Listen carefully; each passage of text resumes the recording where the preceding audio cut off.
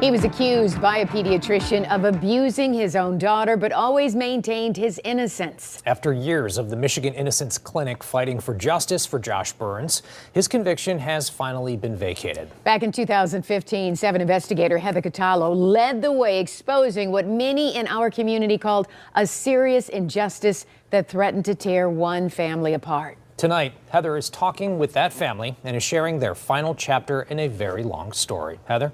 A very long story. Josh Burns and his wife have always been adamant that it was a serious illness and birth trauma that caused their newborn's injuries, not abuse. And now the courts have finally agreed.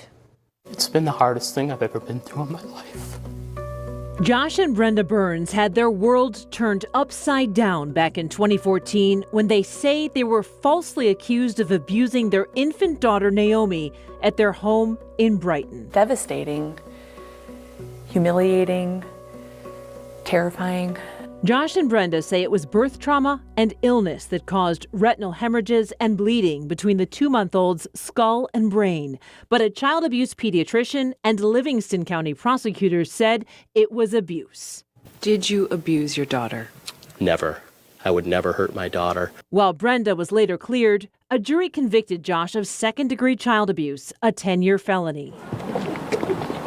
But the community rallied around Josh, signing petitions and holding protests. It's hard to describe the feelings of going into prison an innocent man, but the blood of my innocence is on their hands. Citing all of the community support, the judge sentenced Josh Burns to a year in the county jail. I do find that he has the potential for rehabilitation. I know that the media coverage, especially from Channel 7 and your coverage, Heather, was huge. I know that it had a direct impact on the judge in sentencing. I was facing 10 years in prison. She took a downward departure in my sentencing, gave me the minimum sentence possible. Lawyers from the University of Michigan Innocence Clinic saw that coverage of Josh's case and wanted to help. Of all of the Shaken Baby cases we've had, the testimony that was given against Josh Burns may have been the most egregious. And so we took this case on direct appeal, which means we decided to take his case right after he was convicted. Michigan Innocence Clinic co-founder David Moran says when those appeals did not work, the Attorney General's Conviction Integrity Unit took the case and got prosecutors to agree to vacate Josh's conviction and dismiss the child abuse charge. It's really the greatest feeling in the world, professionally, I think, that a lawyer can have, is winning a case on behalf of a very, very nice, solid person and who deserves to have this outcome. Josh Burns is the 45th person the clinic's students and lawyers have helped exonerate, and he's the 6th person accused of something called shaken baby syndrome that they've helped get cleared. Moran says studies have shown that the symptoms once labeled shaken baby syndrome can be caused by many things other than abuse, including accidentally dropping a child or illness. Do you feel like it's been debunked? I think it's very close to debunked. One of the biggest problems with shaken baby syndrome is that it is a biomechanical hypothesis.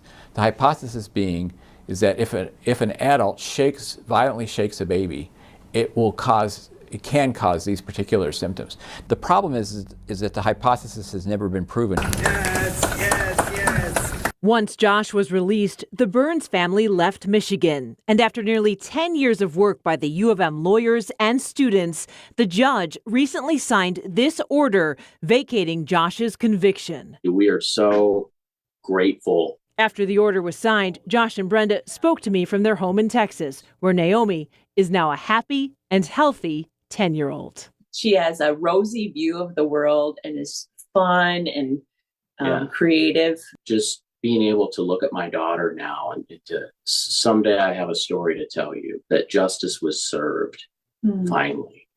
It's an amazing thing.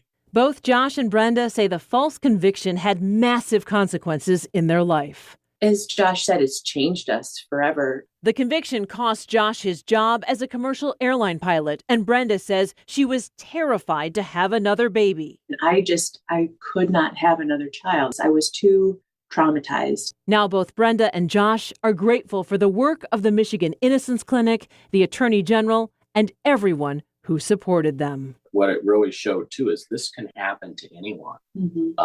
And it's frightening thing for parents to realize that you can have an accident or you can have other medical issue going on with your child. And if it presents the wrong way to a child abuse pediatrician or a ER pediatrician, you could quickly find yourself in the crosshairs of a system that is just a wrecking ball for families. Now, Josh Burns lost his pilot's license because of this conviction. He says he's hopeful now that he's been exonerated that he can get that back. He says he's also hoping to help other people who have been wrongfully convicted fight for their freedom. But, I've kept in touch with the Burns for the last, 9 years, and they reminded me that they lived when Naomi was little with cameras running all the time in their home, downloading to a hard drive. Just to protect themselves. To protect themselves, because until she could speak for herself, they were just like, we have nothing to hide, and we're going to make sure we have proof. I remember when you first brought this story so many years ago. It's amazing that you've kept track of this family. Well, this fight to clear his name has gone on this whole time, so we've been monitoring it very closely. Well, hopefully they're finding some relief tonight. All right. Indeed. Thank you, Heather. Great job, Heather. Thank you. Rexy.